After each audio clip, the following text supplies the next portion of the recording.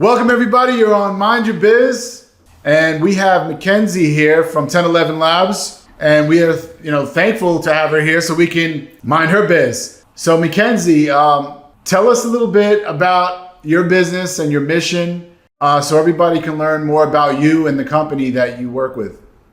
Absolutely.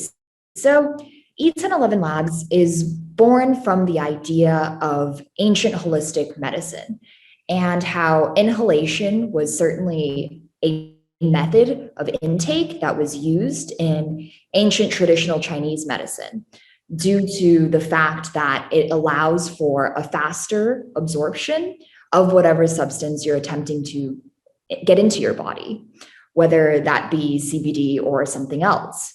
It comes from adding an element of modern innovation into ancient holistic medicine.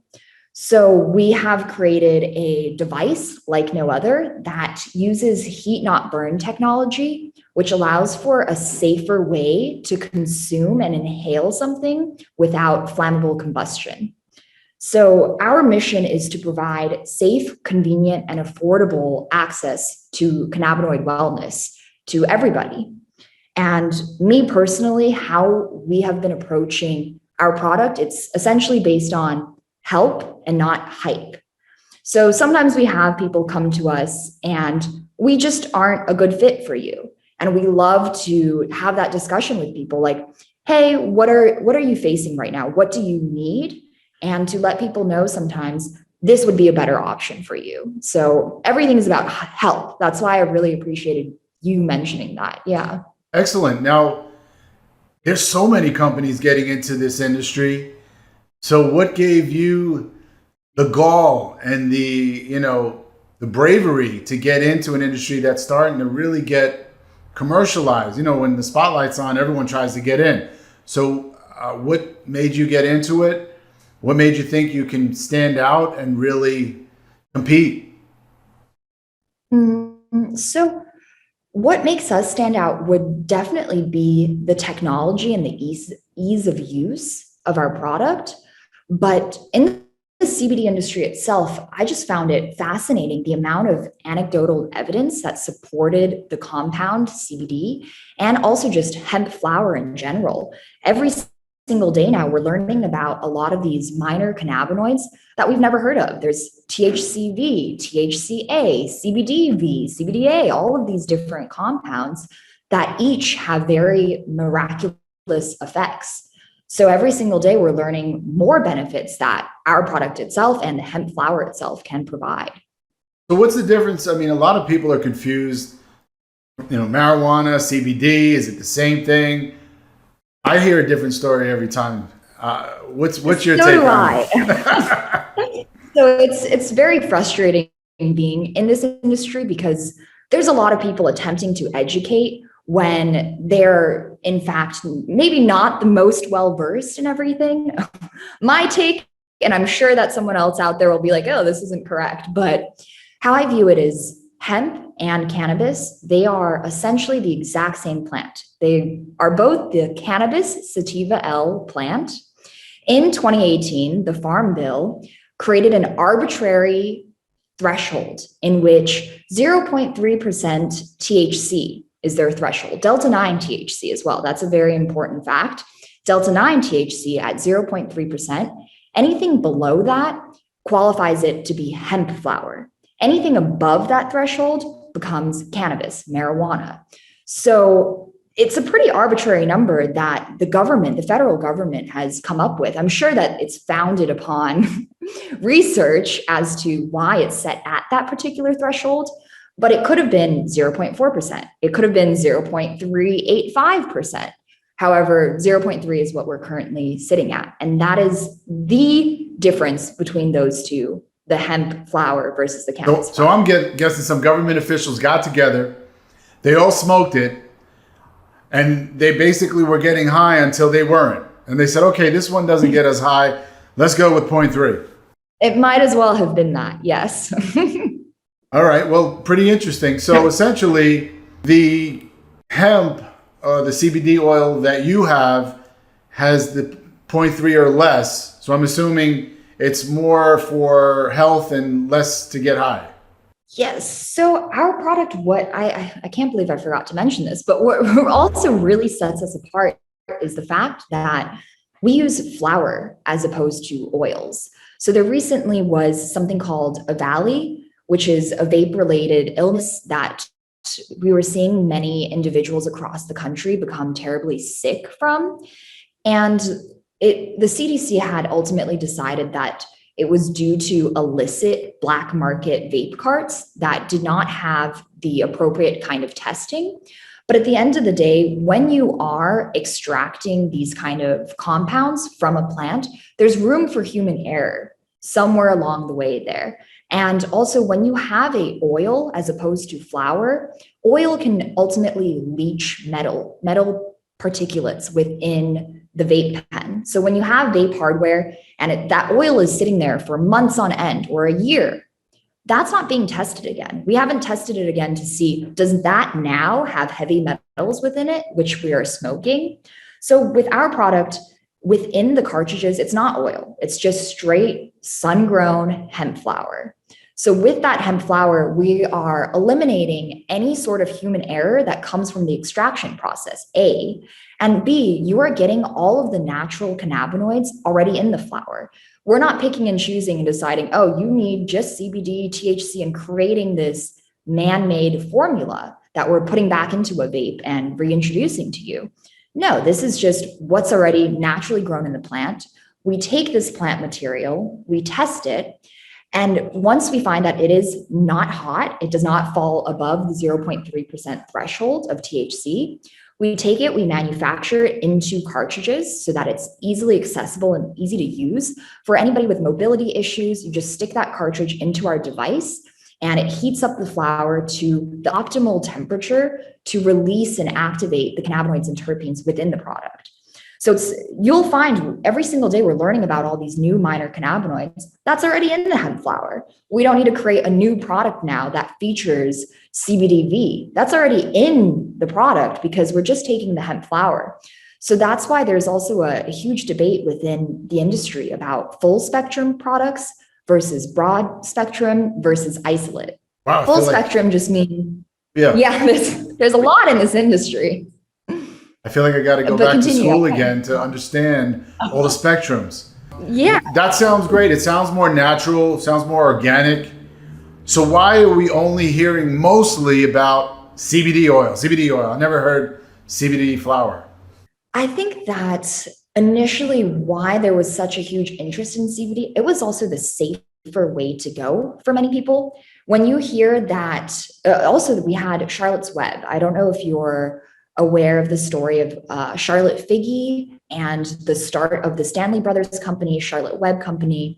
Huge momentum was gained for CBD because of how much it was able to help just one girl, Charlotte Figge, and the ability for CBD to actually be a medicine beyond just, oh, something that I want to, apply, it's good for my skin or something, but actually for the medicinal effects.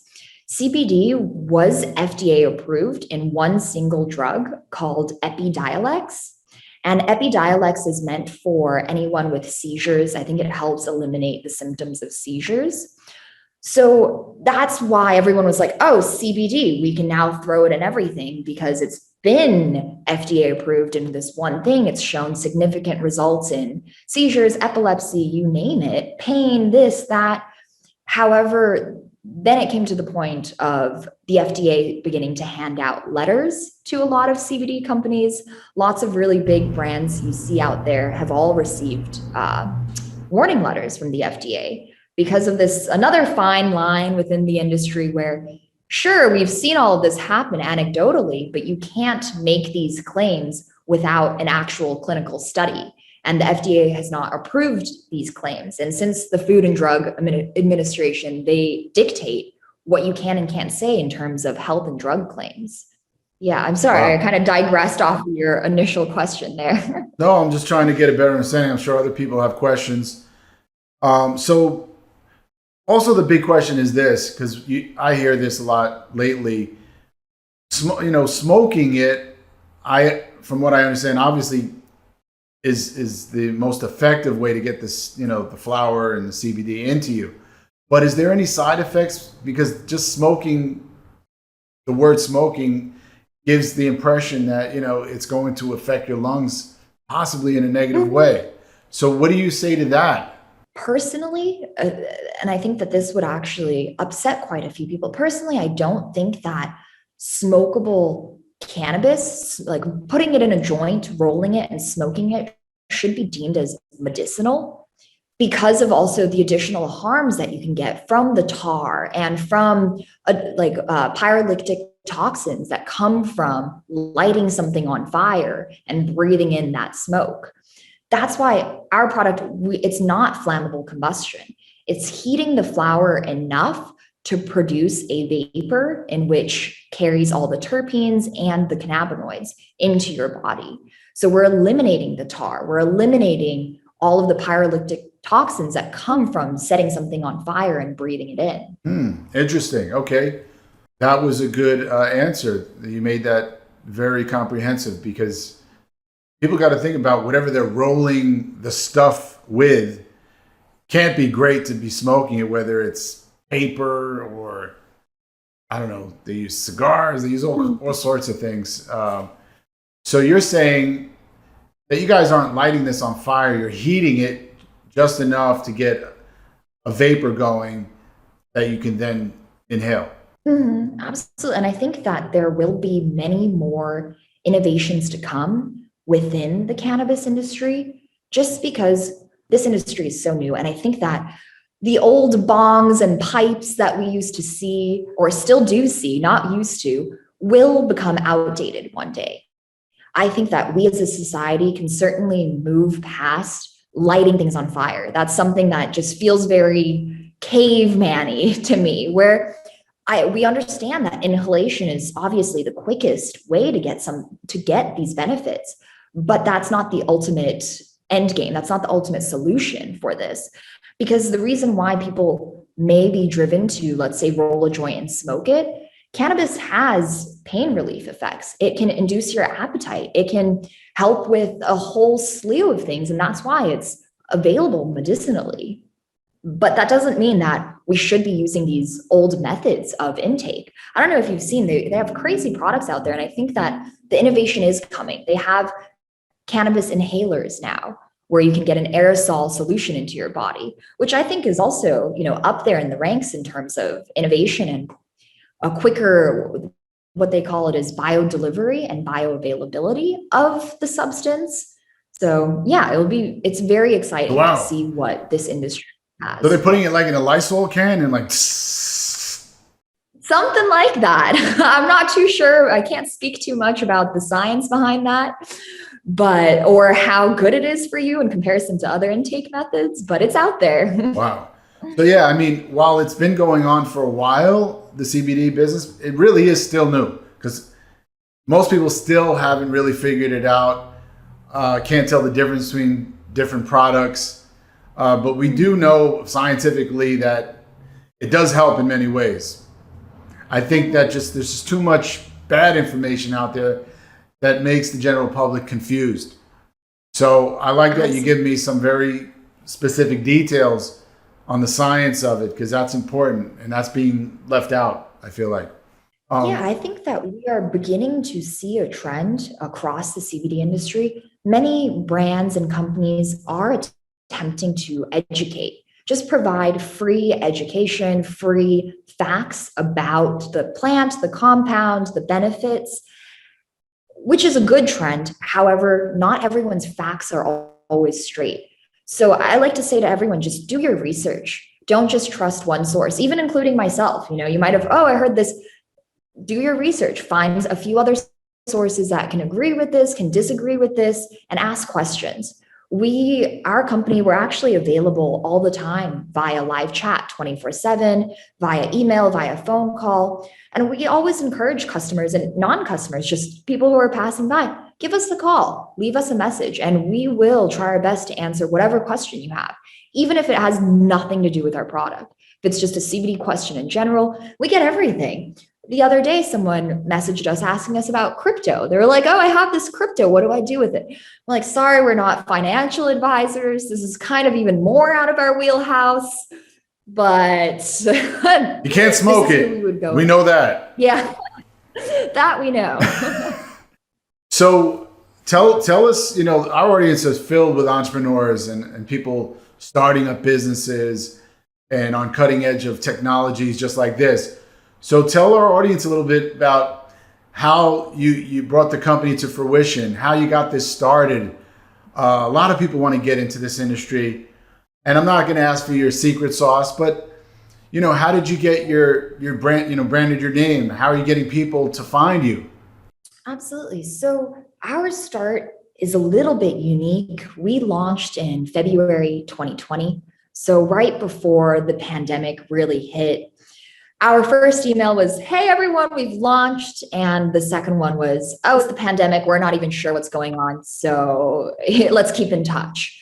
So I would say that for anyone else that wants to get into the CBD industry, it's a great time. There are many challenges ahead, but it will be easier because at least things are more sure than they were a year ago. Now is a much better time than a year ago when we didn't even know what tomorrow would look like. So with that, I would say that the regulations are also coming, which is a good thing for the CBD industry, because initially you just weren't sure about what you could do, what you couldn't do, and there was no authority to really look at and ask questions to. So at least now there are a few notable CBD brands that we can look at, can watch, can learn from, versus a couple years ago, you didn't know where to look or how to start. So that's why I think we are all in the process of paving the way.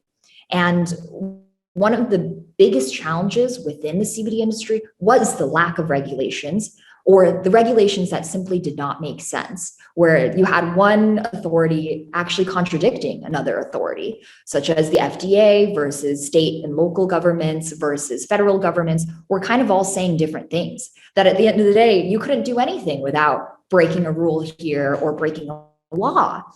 So now with more and more people advocating for clearer regulations, it's only going to be easier.